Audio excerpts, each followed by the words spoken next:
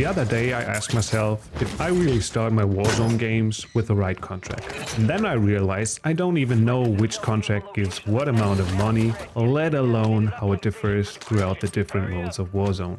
So I did some research to figure out if a scavenger or a bounty is the best way to start a match off, or if there's even a better choice. The answer might surprise you. Let's start with the basics. There are 5 different kinds of contract in the game, apart from the Champion's Quest.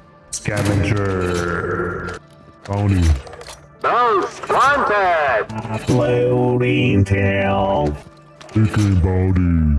Each have different money rewards, different time limits, obviously different tasks, and some of them even offer additional rewards, which I will get into in a second. For a scavenger, you have to loot 3 crates that the contract itself sets in 4 minutes. For a bounty, you just have to kill a specific enemy player marked on your minimap in 3 minutes. For a most wanted, you have to survive for 4 minutes. You're being marked for every enemy player on the map, and you can decrease the time by looting crates and stashes and by killing other players. For an upload intel, you need to upload a device at a specific spot on the map in 4 minutes and 30 seconds. Big Game Bounty is almost like the bounty contract, but you get 4 minutes. It marks the currently best player of the match kills wise, and you have to kill him once again. I always went for scavengers cause they are easy to do and give a decent amount of money. But do they really? The answer is somewhere between yes and no. What you have to do for a scav is simple. You'll get a reward of 6k in solos after you completed it, plus the amount of money that the crates contain. That makes enough money to buy a loadout for 7.5k. On the flip side, it only gives you 2.6k per player in quads. That makes it 10.4k in total. So even with the amount of money looted in the boxes, you might run short on your 15k goal to get a loadout. But that's not the problem at all, cause you'll find money here and there. The key factor is the time once again.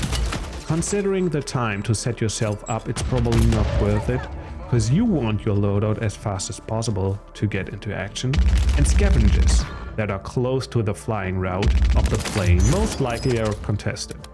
So we're basically looking for the most efficient contract in every mode.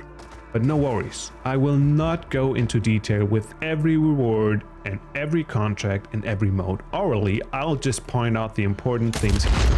I'll give you a list at the end, followed by buy station prices. So you just have to pull that up, make a screenshot, and you're good to go for your future games. But let's get back to efficiency.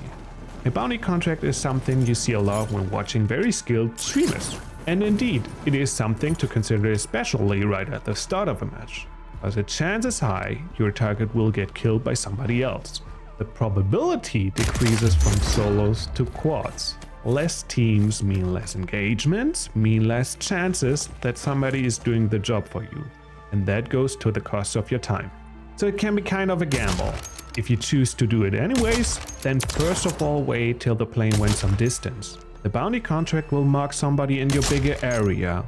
But if that person is still there, they could pivot to dropping somewhere else, and that means you have to go all the way over there. The money you get is good. It's 7k in solos and 3k per player in quads. So there's nothing wrong with it. But like I said, it is kind of a gamble. And if you do it in squads, you always have to consider you're fighting not that one specific player, but his whole team. By the way, it's good to mark the middle of the bounty area on your minimap, so you get a better idea of where they are.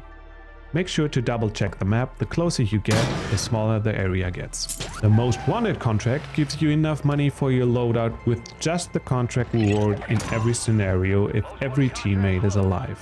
Additionally, it'll revive teammates that are already killed, and it'll drop a supply drop with a guaranteed gulag entry kit. Kills will decrease the time by 25 seconds and stashes and crates by 10 seconds. This is a high-risk, high-reward contract. The chances to survive this are higher if you grab a vehicle and be on the move. And they are even higher if you play squads. The more teammates you got, the better it is. My experiences in solos aren't the best cause a lot of people will go send you since they get a reward from killing you. And it is actually a better bounty contract because they see exactly where you are. I recommend this for very skilled players, they're on their own, or for squads. Cause if you don't go and kill other players yourself, it can take a while till the contract is fulfilled again. But what's the best contract then? I figured the best way to start a match and to get your loadout fast is by doing an upload intel contract. Why? Because it gets you the most money in the shortest calculable time. Imagine this. Bots. Everybody drops. Uplink is marked. One player dives down, gets a contract. Meanwhile, at least one player is hovering, waiting for the uplink spot to appear. Dropping down on that, securing it for 20 seconds, boom, 12k, while the other player loot in the closer area. Double boom, loadout money in assumingly 45 seconds in total. If another player goes to secure the uplink as well, it will almost halve the capture time, so it will be even faster. Even in solos, it is worth taking it, because you get 7k as a reward. And it's not over yet! The additional reward here is, you can see where the next zone pulls. If you do consecutive uplinks, you can see the following ones too. So this can set you up for the whole game.